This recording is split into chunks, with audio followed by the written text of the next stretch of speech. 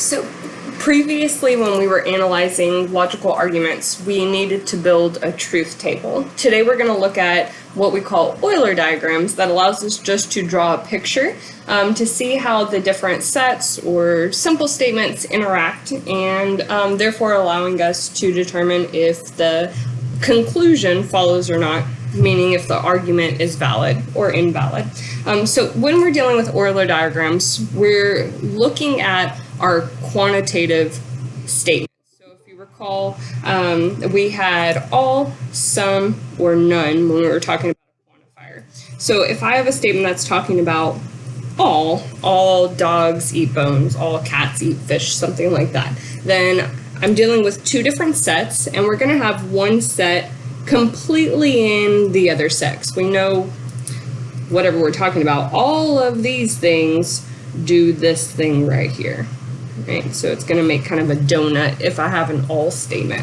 For a sum statement, some students study. Then we have two different sets, and we know that there's some intersection between those. So here we could have, here's the set of students, and here's the set of people that study. So since some students study, they would be right in that intersection right there. So we can have a donut, one completely encased in the other. We can have an intersection like we saw in the Venn diagrams. And then the third quantifier we have is none. So if no people went to school today, then we have the set of people and things that went to school, and we know those two things have no intersection. And so they would have two just single circles, disjoint circles. They are not intersecting or interacting.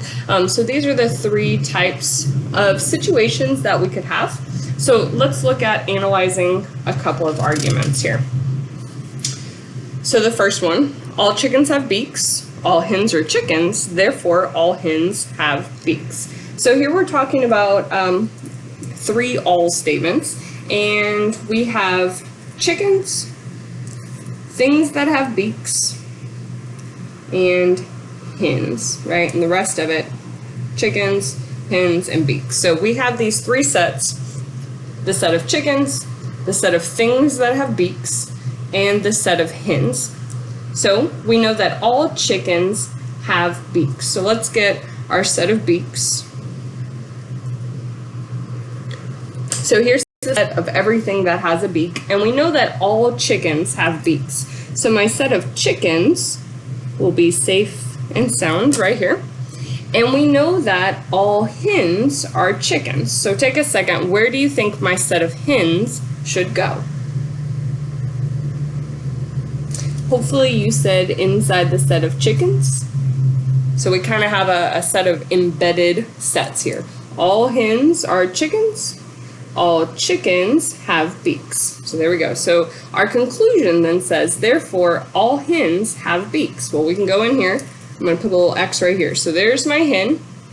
And hens, that whole set, so every single hen is safe and secure inside the set of things that have beaks. So this definitely is a valid conclusion, a valid argument.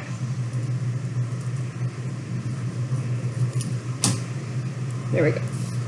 All right, let's do one more example. So example 2, all cats bathe themselves. I bathe myself, therefore I am a cat. So what sets am I talking about here?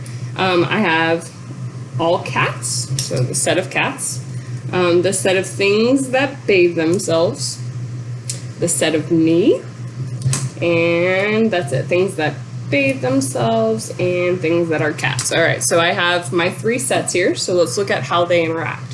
So the first statement tells me that all cats bathe themselves. So again, like the previous example, I'm looking at all, so I know the cats will be safe in completely encased inside of things that bathe themselves. So here's my set of things that bathe themselves, and here is the set of cats.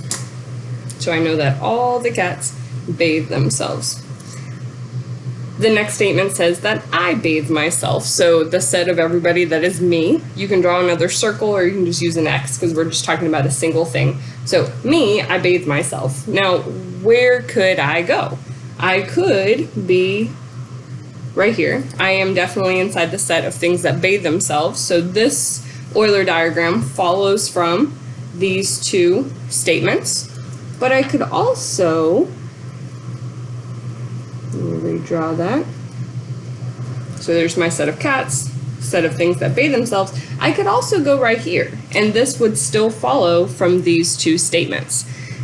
Only one of the Euler diagrams does the conclusion follow from. So this conclusion says, therefore, I am a cat, which if we drew the Euler diagram this way, the conclusion would be valid. If we drew it this way, the conclusion would be invalid. This is equivalent to having a truth table without a tautology, right? If we had a true and a false, then we would say this is invalid.